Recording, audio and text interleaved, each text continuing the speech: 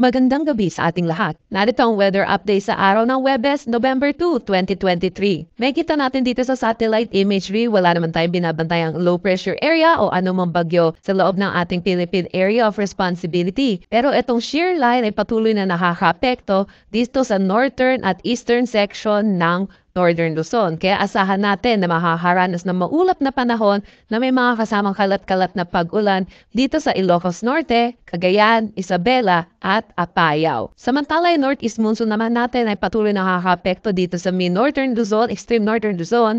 Kaya asahan natin dito sa Batanes na makakaranas sila ng maulap na panahon na may mga pag-ulan.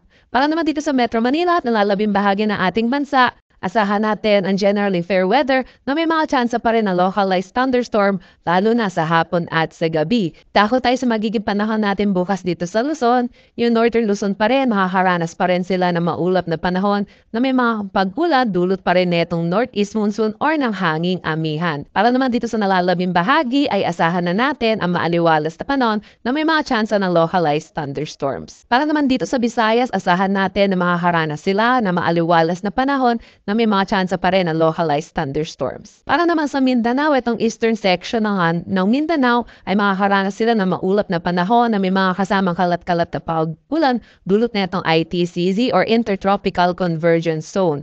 Samantala, ito naman nalalabing bahagi ay asahan na natin ang bahagya hanggang sa maulap na panahon na may mga kasamang kalat-kalat na pag-ulan at mga localized thunderstorms. Wala tayong nakataas na anumang gale warning sa anumang seawards ng ating bansa, pero asahan natin dito sa Northern Luzon ang moderate to rough na kondisyon ng karagatan at slight to moderate na para sa nalalabing bahagi ng ating bansa.